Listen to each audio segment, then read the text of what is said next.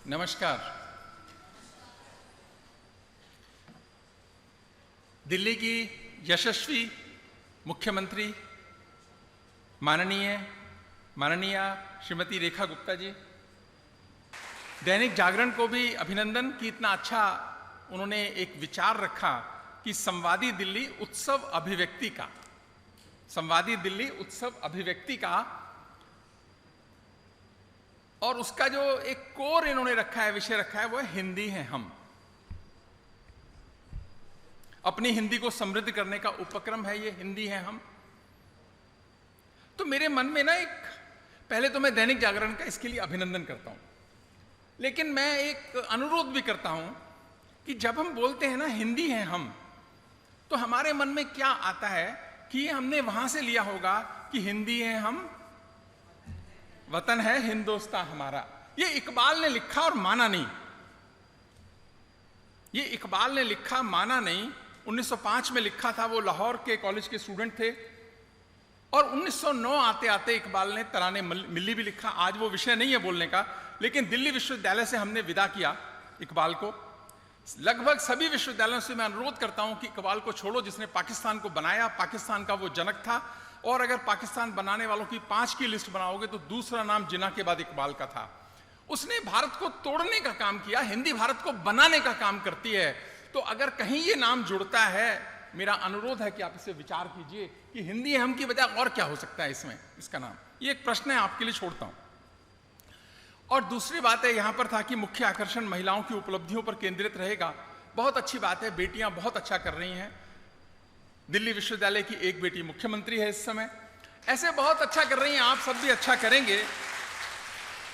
और दूसरा क्या है कि ये साहित्य का तो उत्सव है ही, इसके साथ में ये कला, फिल्म, संस्कृति, राजनीति, खेल, समाज से जुड़े अनेक विषयों का ये उत्सव है। तो बहुत अच्छी बात है कि इसका एक विस्तार रूप रखा गया है। हम सभी जानते हैं, मानते हैं, हिंदी विश्व में तीसरी सबसे ज्यादा बोली जाने वाली भाषा है। ठीक बात है, बोली जाने वाली भाषा है, और भारत में ये सबसे ज्यादा बोली जाने वाली भाषा है। हम सामान्यतः इसको बोलने में थोड़ा सा छोड़ देते हैं कि इसको, कि विश्व में तीसरी बोलकर हम रह जाते हैं। हिंदी भारत में सबसे ज्यादा बोलने वाली भाषा भी है। हिंदी तो जन जन की भाषा है।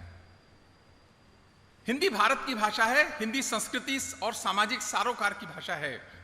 हिंदी भारत के मन की भाषा है। हिंदी में तो भारत के प्राण बसते हैं। यह हिंदी का स्वरूप है।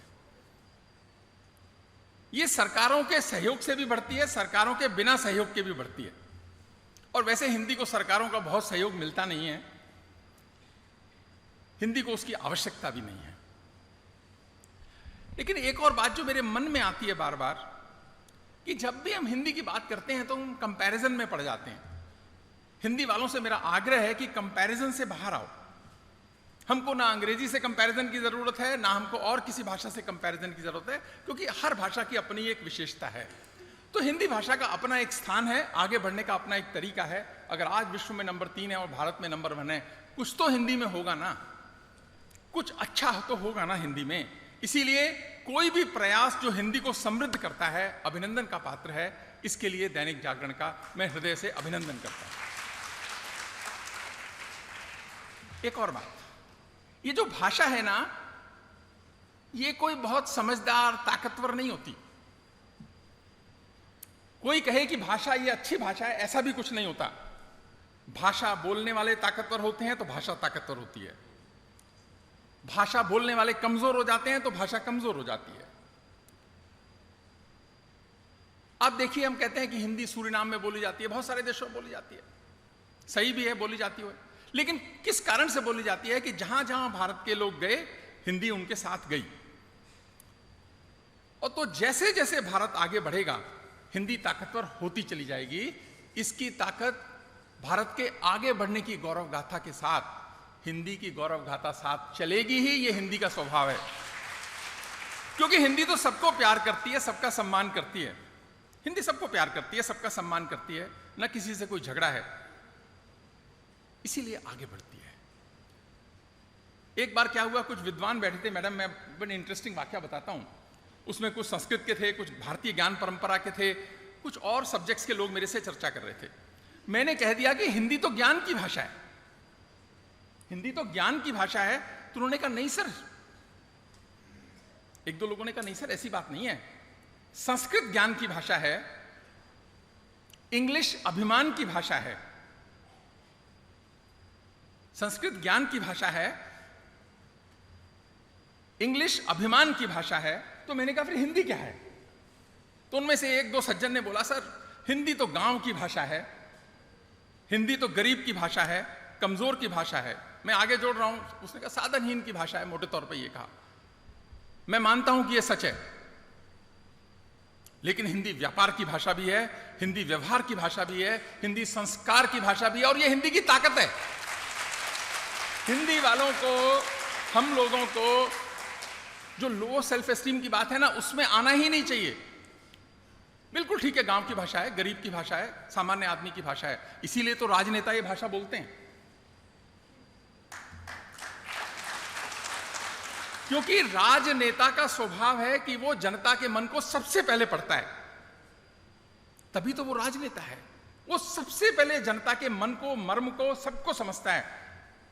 आदरणीय मुख्यमंत्री जी बैठी हैं, इनको पता लग जाए कि इंग्लिश बोलने से दिल्ली में सारे वोट मिलने हैं, कल को हो सकता है इंग्लिश में बोलें,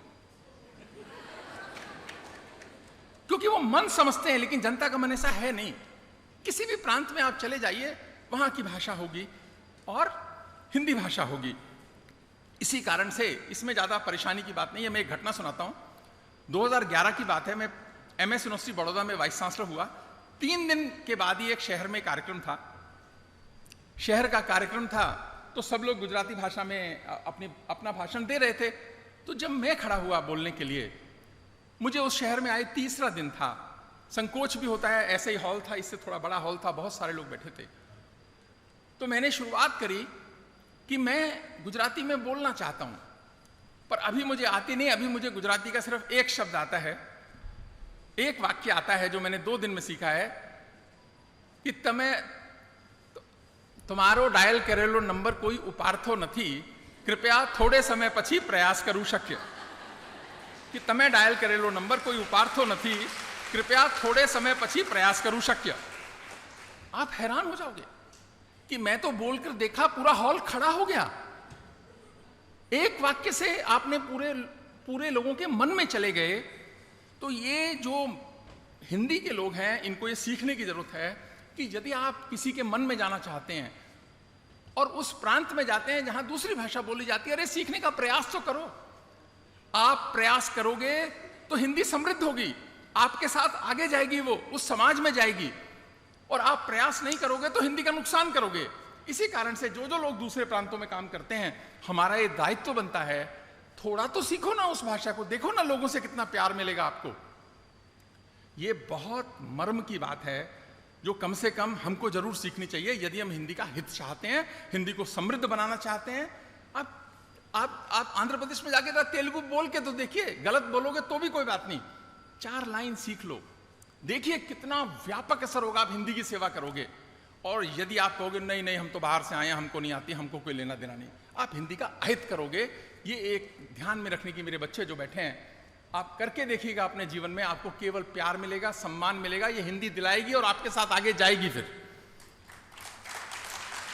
तो भाषा तो मन को जीतने का काम करती है।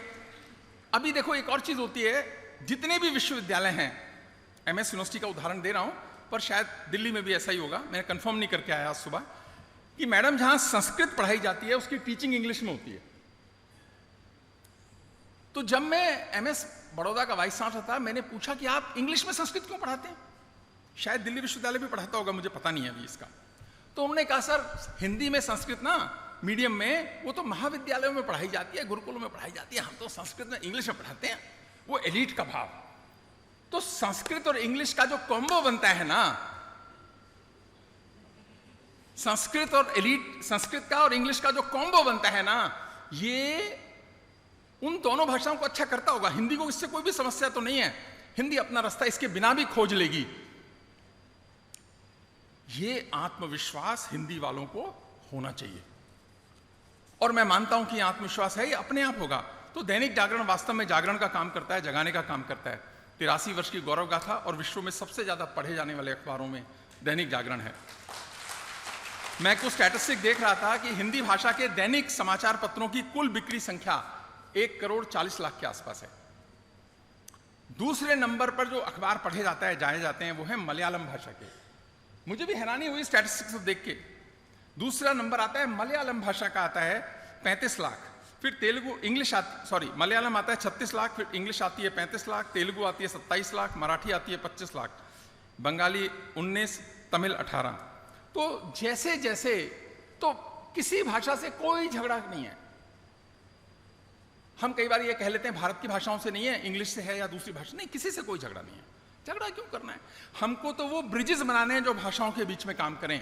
अगर ये अभिव्यक्ति की जो बात है कि हम जब बात करते हैं कि हिंदी अनेक, इंग्लिश की ताकत क्या है? इंग्लिश अनेक भाषाओं के शब्दों को अपने अंदर समावेश करती चलती है और आगे बढ़ती चलती है। ये काम हिंदी भी करती है। हिंदी में बहुत सारे भाषा, संस्कृत से, पर्शियन से, अरबिक से, इंग्लिश से हैं। पर मैं समझता हूं कि एक प्रोजेक्ट आप इस पर दीजिए ना कि हिंदी भाषा में कितने शब्द गुजराती से हैं, मराठी से हैं, बंगाली से हैं, तमिल से हैं, तेलुगु से हैं, और जो सहजता से हम इस्तेमाल करते हैं उन शब्दों को, इस पर तो रिसर्च करने के लिए एक प्रोजेक्ट हमें करना चाहिए। दिल्ली विश्वविद्यालय को भी करना चाहिए, जो लोग बैठे हैं, क्योंकि बड़ी भाषाओं से आने वाले तो अलग है। भारतीय भाषाओं के कितने ऐसे शब्द, देन वाइस वर्सा, कितने हिंदी के शब्द उन भाषाओं में जाकर अंदर बैठ गए। तो जब मैं साइंस वालों से बात करता हूं तो बड़े गर्व से कहते हैं कि English is the language of science. अच्छी बात है, कोई झगड़ा नहीं हमारा, English is the language of science. पर हिंदी तो नवाचार की भाषा है, इनोवेशन की भाषा है। एक छोटा किसान, एक दुकानदार, एक व्यापारी, बाकी लोग देखो ना, व्यापार की भाषा है। कैसे कैसे हिंदी के माध्यम से व्यापार करते हैं और आगे बढ़ते चलते हैं। तो नवाचार की भाषा है। हिंदी बोलने में आप गर्व का अनुभव करें, गर्व का अनुभव करें, अहंकार का नहीं, गर्व का अनुभव करें। अगर आप महाराष्ट्र में रहते हैं और मराठी के प्रति दुर्भाव रखेंगे, आप हिंदी का नुकसान करेंगे। मत करिए ऐसा, थोड़ा सा सीख लीजिए ना। है क्या 20, 25, 30, 40 शब्द और 10, 20, 50 सेंटेंसेस। आप देखिए ना उस समाज में आप कैसे जाके समरसता करेंगे। तो हिंदी केवल भाषा नहीं है, भारत की पहचान है। हिंदी केवल शब्द नहीं है, हमारे संस्कार हैं, सम्मान है। ये तो आगे बढ़ेगी ही। विश्वविद्यालयों ने इसका सही तरीके से एक कहता है ना कि प्रेजेंट करने की आवश्यकता है। और नहीं भी करेंगे तो भी, मैंने कहा सरकार है, विश्वविद्यालय ना करोगे तो कोई बात नहीं, हिंदी तो फिर भी आगे बढ़ेगी। ये भाषा की ताकत है, गंगा की तरह सब इसमें समाता चलता है, ये आगे जाते चलती है। जैसे जैसे भारत मजबूत होगा, हिंदी मजबूत होगी। अगर 2047 में भारत के यशस्वी प्रधानमंत्री ने सारे प्रयास लगाए हैं कि विकसित राष्ट्र होगा, उसके मुकुट पर हिंदी भी होगी। इसीलिए दैनिक जागरण को बधाई, मेरी तरफ से बहुत बहुत शुभकामनाएं। ऐसे कार्यक्रम करते रहिए, पर थोड़ा इकबाल के बारे में सोच लीजिए। हम तो विश्वविद्यालयों से हटा रहे हैं, आप पत्रकारिता से भी हटाइए ना थोड़ा सा इसको। बहुत बहुत आभार।